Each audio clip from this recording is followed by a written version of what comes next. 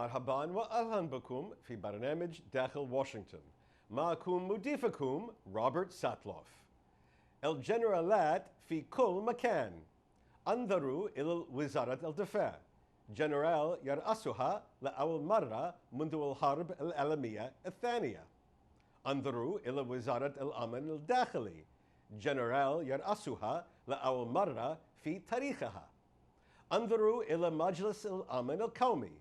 جنرال يرأسه للمرة السادسة من بين 26 شخصاً تولوا رئاسته، ولكن لم يستمر سوى واحد من الخمسة السابقين لفترة تزيد كثيراً من العام في منصبه.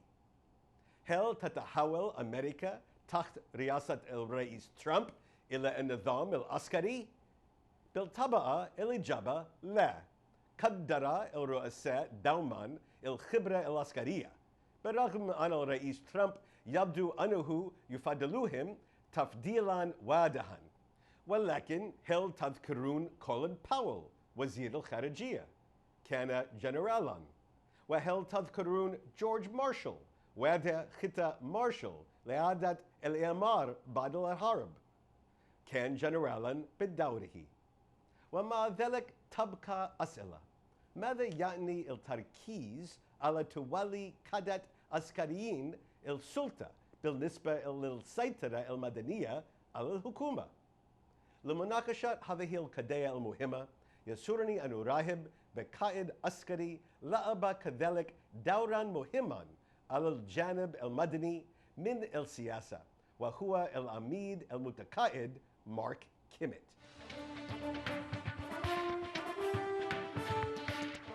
Welcome back to Dakhel, Washington. Today, my guest is Brigadier General Mark Kimmett. Mark, thanks very much for joining us today. Sure, Rob. So, Mark, President Trump seems to like generals. He's not the first president to like generals in office. You made the transition from general to civilian officer of the U.S. government. Let's talk about that. How difficult, first of all, was that transition? Well, I think in terms of the knowledge base, particularly those officers that have served in Central Command or Regional Command, come to the offices with a lot of specific knowledge of what's happening in the region. I used to say that the most important diplomat in the Central Command region of operations was the Central Command commander, because he was the one, and his generals probably spent more time in those countries than anyone else other than the ambassadors. So we had a good knowledge of the region from a military point of view, and frankly from a political military point of view. So that transition was probably the easiest part. As you might imagine, the culture is a little bit different when you take off the uniform and you work inside the interagency. The interagency doesn't take orders. What happens in the interagency is the best ideas emerge. You win not by orders, you win by persuasion. That was the area where I think most generals, good generals, find most pleasant. Those generals who are not able to lead by persuasion but want to lead by diktat are the ones that have the most problems. Now, you went to West Point. How do you think that is a useful preparation for someone eventually playing a high-ranking role in the civilian arm of the government? Well, first, it's important to note that West Point was and still is a school of engineering, but it does have subset departments, the Department of Social Sciences in particular, which has been a constant stream of military officers who go into the civilian world and serve at high levels. Brett Scowcroft, Dave Petraeus, Pete Corelli, the list goes on and on. And that faculty, because I not only went to West Point, but I taught in that department, that faculty is uniquely prepared to work inside the government. They send interns down as young cadets, they send officers in as interns, and oftentimes when they leave the military, they serve in those civilian positions that you've referred to earlier.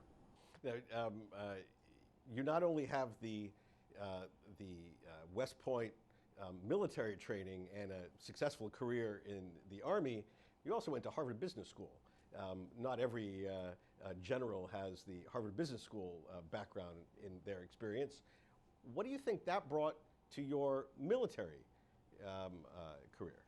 Not as much as you might think, but I think it's good for any officer to take a break away from the military for a number of years.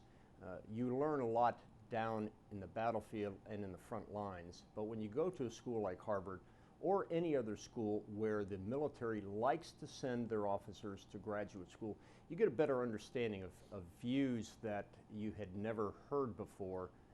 Some of them you agree with, many of them you disagree with, but again, in graduate school like in government, you win the case by persuasion, not by diktat. Not by diktat. So let's talk specifically. What lessons do you think from military leadership, battlefield experience, apply to a senior level in the civilian service in the U.S. government?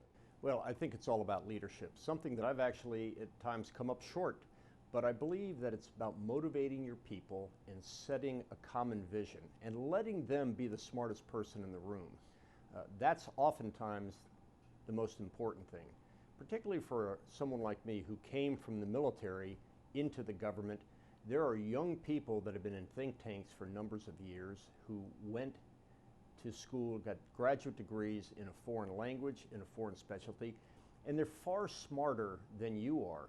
And the military always teaches you that let the young officers emerge, listen to them carefully, let them be the smartest ones in the room. You don't always have to be the smartest one in the room. Now, when you look at the generals that President Trump has appointed, General Mattis in the Pentagon, General Kelly at Homeland Security, General McMaster, National Security Advisor, how do generals play together? Do they play together well in the playground? Or even if you want to take the personalities out of this, do generals traditionally have difficulty playing well together? No. What's your experience? My experience is those that don't play well together don't achieve the rank of general officer. And many, as is in the case of General Kelly and General Mattis, have had many experiences together. In fact, General Kelly was General Mattis's deputy a number of times. So yes, they play well together, not simply because that is how you get ahead, but it's also because of the shared experiences that they've had both in the States, overseas, and most importantly in combat. And from your experience in the Pentagon, the relationship between a Secretary of Defense and the Joint Chiefs is a unique and special relationship. First of all, how did it work when you were there? And how do you see that relationship evolving when the Secretary of Defense is himself a former four-star general? Well, there are really two eras and two different types of relationships between the Secretary of Defense and the Chairman of the Joint Chiefs of Staff. And that is the pre-Goldwater-Nichols Act of 1986, I believe, and the post-Goldwater-Nichols Act. Because before Goldwater-Nichols, the Secretary of Defense and the Chairman of the Joint Staff really led the entire Defense Department, both the uniform and the civilian side. And they spoke from the #1 position inside the Pentagon for the military services. That changed in Goldwater-Nichols Act.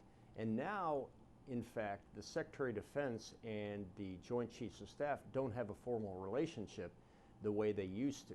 The most important person to the Secretary of Defense is the combatant commander underneath him, whether he's in Europe, whether he's in Middle East, whether he's in the Far East. Because Goldwater-Nichols established the chain of command as the President, down through the Secretary of Defense, and the combatant commander. So the Chairman of the Joint Chiefs of Staff is not in that chain of command. He's a significant advisor, but he's not necessarily the one who is responsible for the military operations in a particular region. Now that has led to tensions as a result. Some Secretary of Defenses have had a very good relationship with their chairmans. Other Secretary of Defenses, it's been more difficult. It's very much idiosyncratic and time by time. Depends on who the Secretary of Defense is, depend on who the chairman is.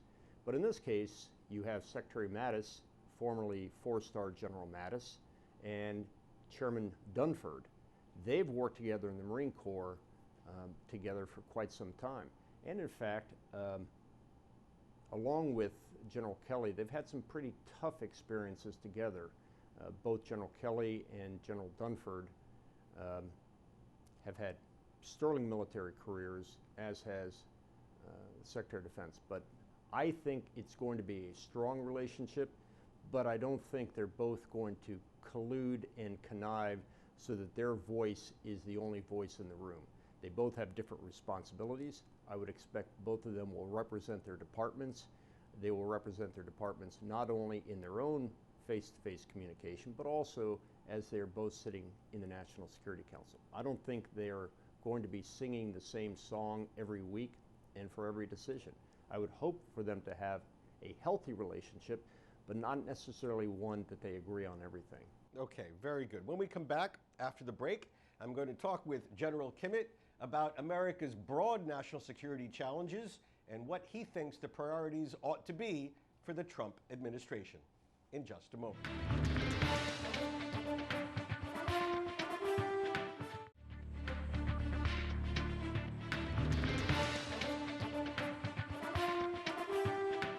Our guest today is Mark Kimmett.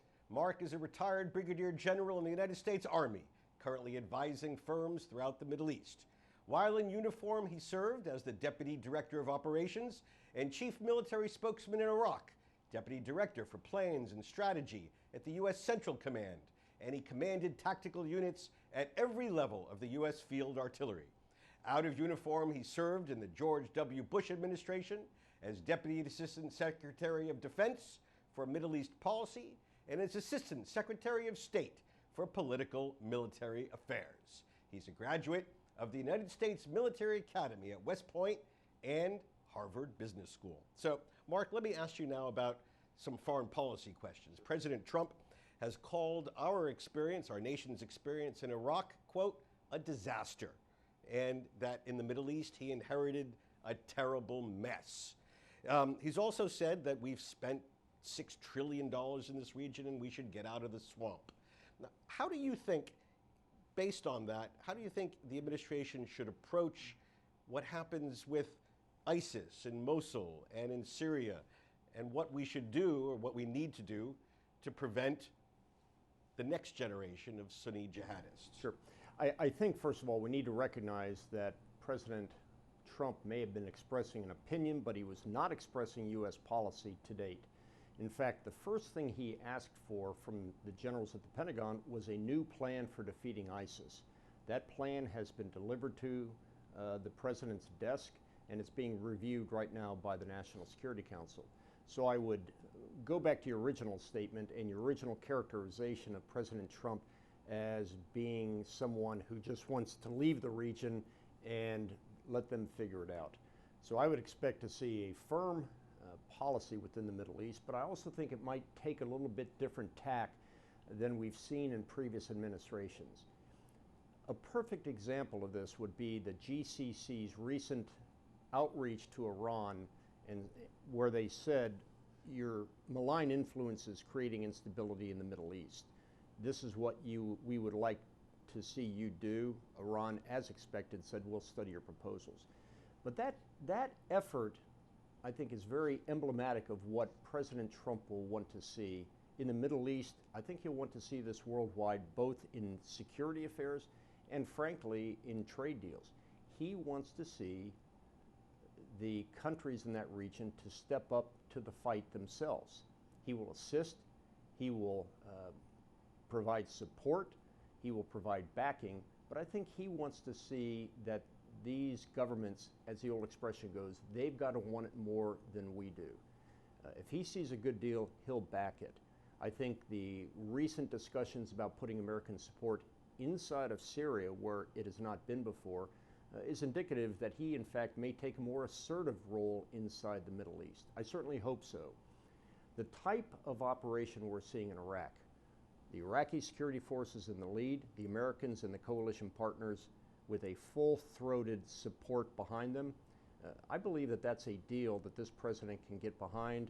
He is getting behind, and I think that's also characteristic of how he'll approach the Middle East. General Mark, even more broadly, what do you think is the most serious national security challenge facing America today? That's a good question. I think you can't necessarily say the most serious. Rob, you know that we have a lot of interests around the world and we have a lot of threats around the world. I would not characterize as any as more important than the other, but I think any president who looks around the world right now is questioning the role of China, as China is continuing to build bases in what they call the South China Sea, as they are setting up bases in Djibouti. I think there is reason to be concerned about what the long-term intentions of China are. Same thing to be said about Russia, their invasion into the Crimea, their operations inside Ukraine, their not so implicit threats in the Baltics.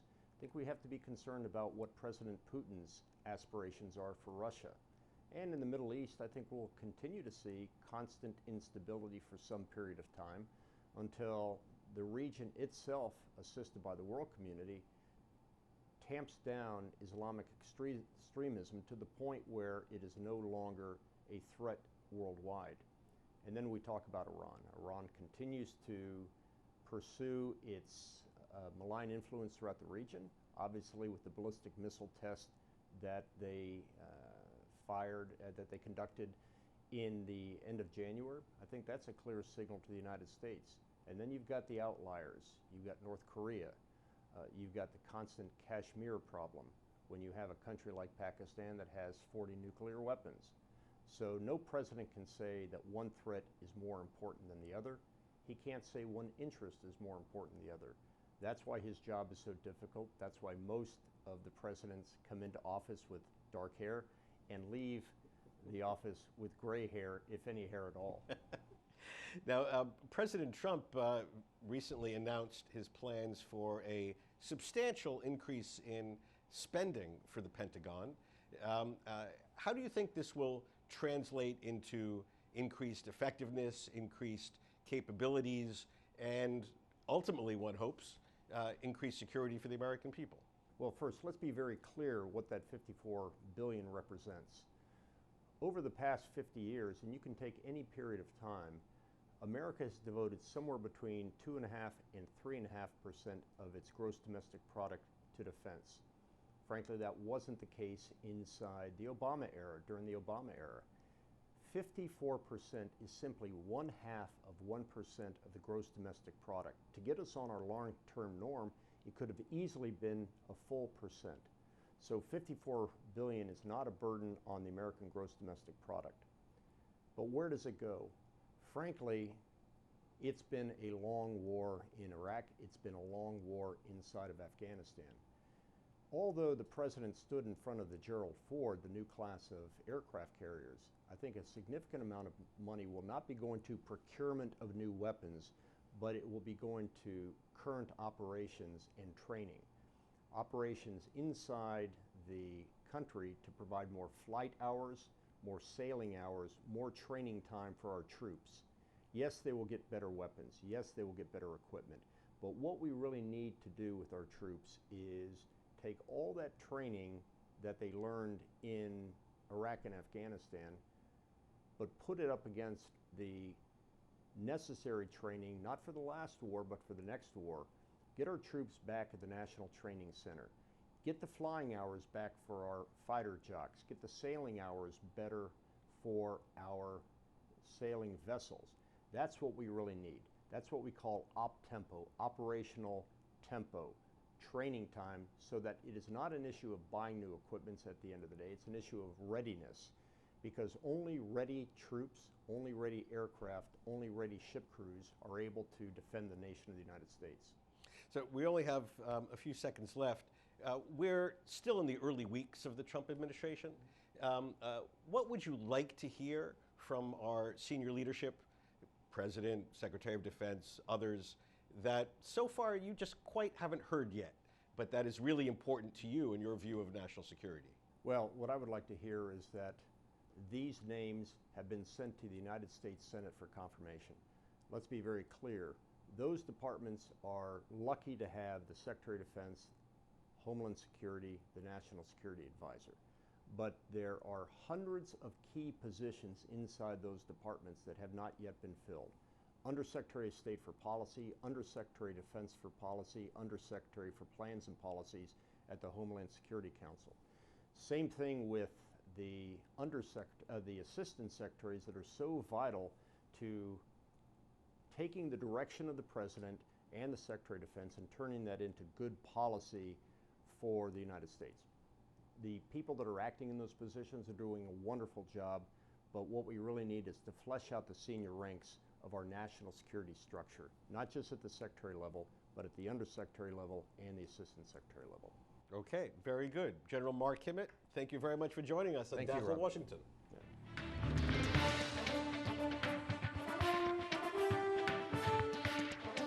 بهذا نصل إلى نهاية هذه الحلقة من برنامج داخل واشنطن. إذا كانت لديكم أي استفسارات أو تعليقات حول هذه الحلقة وخاصة حول تأثير القادة العسكريين في بلدكم، أرجو أن تراسلوني مباشرة على عنوان البريد الإلكتروني التالي insidewashington@alhura.com. معكم روبرت ساتلوف. شكرا لكم وإلى اللقاء.